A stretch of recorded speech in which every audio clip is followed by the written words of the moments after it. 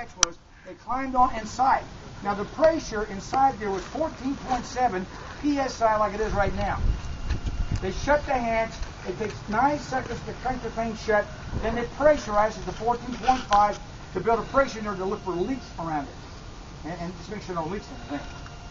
Now folks, between 1 o'clock and 2 o'clock, Gus, I smell sour milk.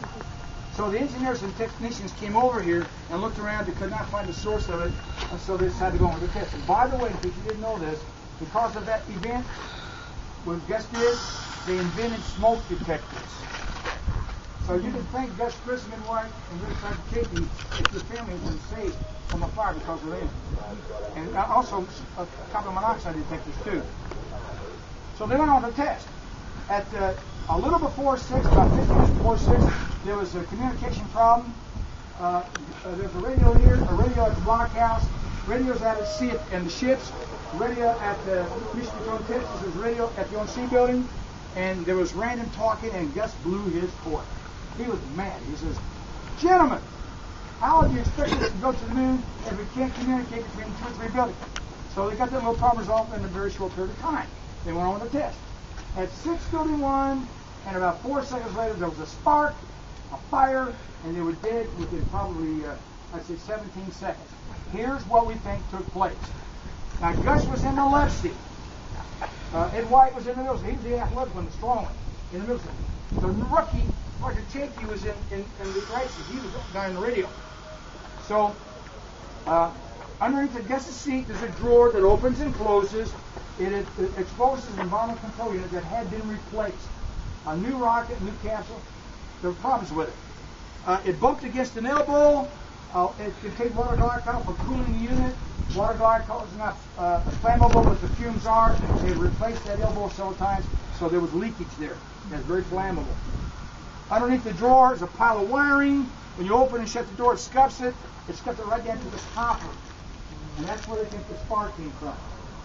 Now, Roger was over here, and about the time that the fire took place, he gets on the radio and says, "Smoke, I smell smoke." And about that time, he had no more than said that, Ed White grabbed the radio and said, "Fire in the cockpit!" That's when the inferno had taken place. I can't remember Steve's last name. Steve was from North Carolina. He was up there looking in as the fire was engaging, taking control of the inside of the thing. And he saw what was going on inside there, and he was trying to crank the outside. And folks said, Gus was helping Ed White to do that crank. And Roger was helpless. The fire started on the left, moved over to the right. There was an explosion on Roger's side. The fire started going out. This black smoke started going up. The periscope, the guys in the blockhouse using periscopes to see what was going on. They became horrified. Folks, they had died not from fire, even though they were burned pretty badly. They died by asphyxiation. Their hoses got breathed in half. They breathed into fumes, and that's how they died. An hour before that took place, Wally, Sherrod, Don, what kind of name, jumped into their taxi cabs, their T-38 jets, and they flew back to Texas. They had no idea what happened. They didn't tell them. When they landed, Wally looked over at the ramp, was going to park his plane, and he saw Bud Ream over there. Bud Ream was a nasty guy, and he said, "Something's wrong. Something's wrong." So he opened up his canopy, walked down his ladder, and Bud says, "Gentlemen, I got some bad news to report to you. Come with me."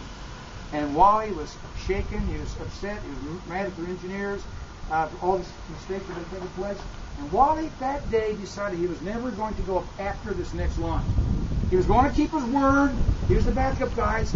But after that, that was it for him.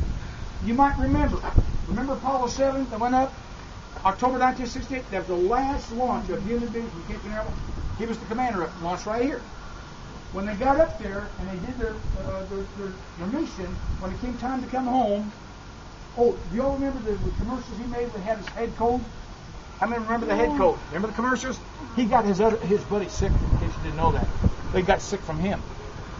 So when it came time to come home, he didn't want to sneeze in his helmet, so he wouldn't put his helmet on.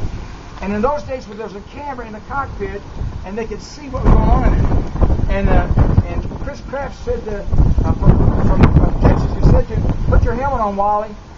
Well, I said, "No, I'm not going to. I don't want to sneeze it." He said, "Wally, put your helmet on. If you don't put your helmet on, you're never going to be in. Well, I don't care if my boss can't get anyway." So he wouldn't put his helmet on. And he came home that way. Well, you ready to go, folks? I hope I didn't offend anybody. Did I offend anybody?